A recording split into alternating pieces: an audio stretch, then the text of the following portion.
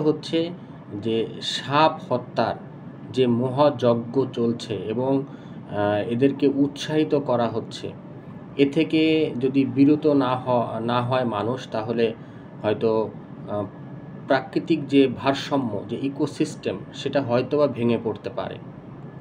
আমি প্রকৃতি বিজ্ঞানের ছাত্র নই, তারপরও যতটুকু বুঝি আমি এবং অতীত ইতিহাস ঘেঁটে যতটুকু পেয়েছি, যেমন আপনারা যদি একটু চীনের দিকে তাকান, চীন সরকার 1958 সালে তারা একটি ঘোষণা দিল যে তার রাষ্ট্রে যত চড়ুই পাখি রয়েছে এই চড়ুই পাখিগুলো মেরে ফেলতে হবে এবং যথারীতি মাও সেতুং সরকার তিনি তার সেনাবাহিনী নামিয়ে দিলেন এবং পাশাপাশি তার যে জনগণ রয়েছে এই জনগণ অতি উৎসাহী হয়ে তারাও এই চড়ুই পাখিগুলোকে হত্যা করা শুরু করল।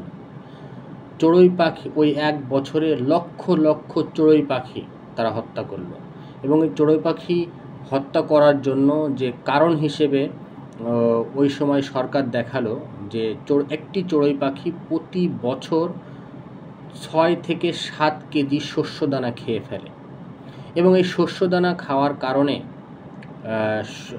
তাদের খাদ্য সংকট দেখা দিতে পারে। এই ধরনের চিন্তাভাবনা থেকেই মাও সেতুং সরকার এই সিদ্ধান্ত নিয়েছিল এবং এই যে একটি ভুল সিদ্ধান্ত চড়ুই পাখিগুলোকে হত্যা করার কারণে মাও সেতুংয়ের সরকারকে পরবর্তীতে 1959 সাল থেকে 1962 সাল পর্যন্ত 3 বছর চীনে মহা দুর্ভিক্ষ দেখা দিয়েছিল এবং এই দুর্ভিক্ষের কারণে চীনে প্রায় 3.5 কোটি মানুষ মৃত্যুবরণ করেছিল।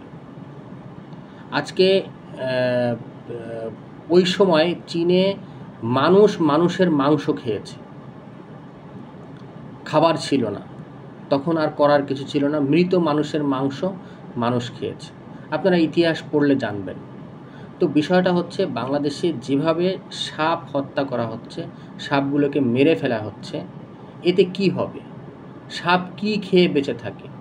সাপ সাধারণত ওই কৃষিক্ষেতের যে ইঁদুরগুলো রয়েছে সেই ইঁদুরগুলোকে তারা খায়। তো বাংলাদেশে আমাদের প্রধান খাদ্য কি? প্রধান খাদ্য হচ্ছে চাউল উৎপাদন হয় ধান থেকে। ধান খেতে সবথেকে বেশি উপদ্রব হয় ইঁদুরের। এই ইঁদুরগুলো খায় হচ্ছে সাপ। সাপের বেঁচে থাকতে হলে কিছু না কিছু খেতে হবে। এইভাবে যদি সাপ হত্যা করা হয় তাহলে ইঁদুরের আক্রমণ ঘটবে। ক্ষতি হবে কাদের? ক্ষতি হবে আমাদের, ক্ষতি হবে মানুষের, ক্ষতি হবে। সুতরাং বাংলাদেশের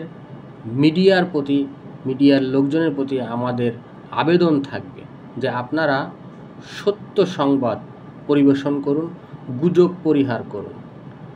ইকোসিস্টেমকে ধ্বংস করার কারণ হিসেবে যেন মিডিয়াকে মানুষ কখনো দোষী সাব্যস্ত না করতে পারে, সেই দিক বিবেচনায় রাখবেন। সবাইকে